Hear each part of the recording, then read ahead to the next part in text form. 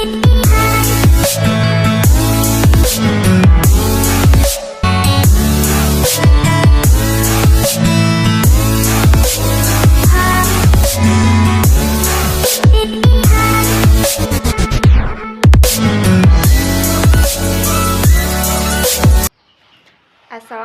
warahmatullahi wabarakatuh. Baiklah, saya Irmawati Isa. Di sini saya akan menjelaskan materi kelompok kami, yaitu kelompok 1 yang berjudul Kerangka Dasar Pengembangan Sumber Daya Manusia melalui Pendidikan dan Pelatihan.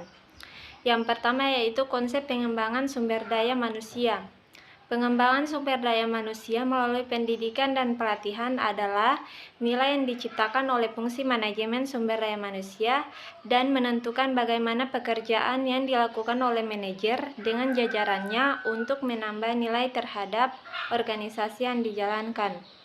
Pendidikan diyakini sebagai salah satu bidang yang memiliki peran penting dan strategis dalam pembangunan suatu bangsa, bahkan menjadi faktor dominan di dalam proses peningkatan kecerdasan bangsa.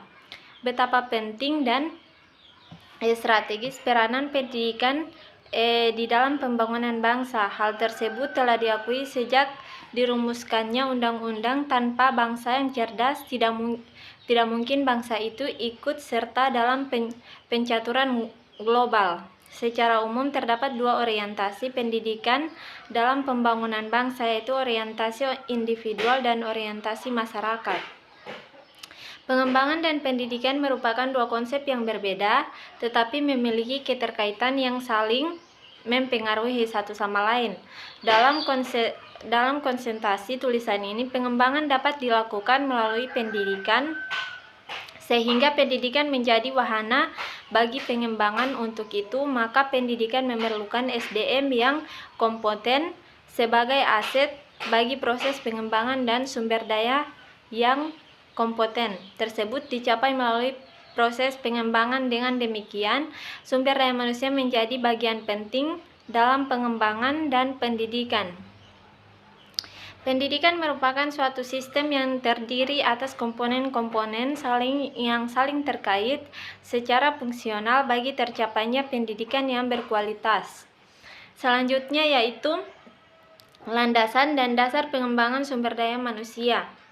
Pengertian dan lingkup pengembangan sumber daya manusia atau development personel pada dasarnya merupakan kegiatan terpadu yang dilakukan manajemen dalam rangka meningkatkan nilai tambah pegawai guna meningkatkan produktivitas organisasi dan sekaligus dalam rangka mempersiapkan tugas pada jenjang yang lebih tinggi.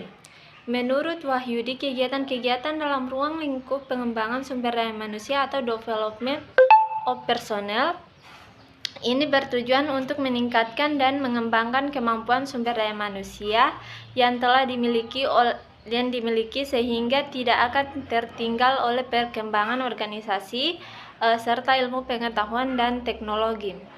Selanjutnya yaitu jenis dan jalur pengembangan sumber daya manusia.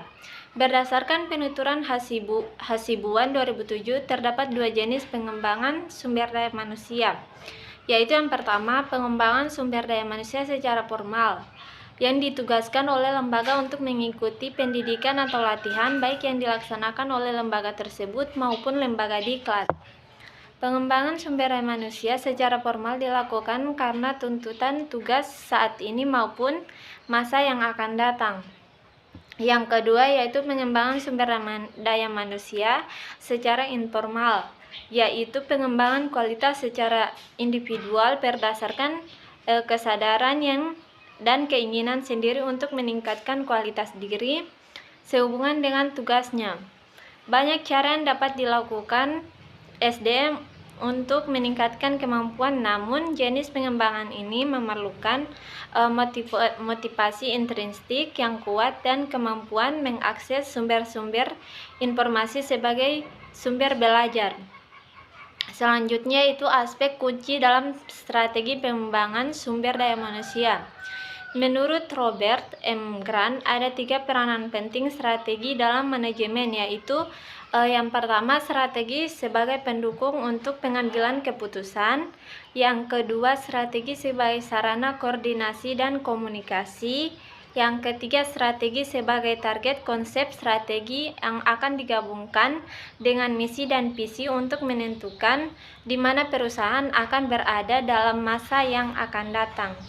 Baiklah, itulah materi kami yang dapat saya jelaskan. Lebih dan kurangnya saya mohon maaf. Wabillahi taufik wal hidayah. Wassalamualaikum warahmatullahi wabarakatuh.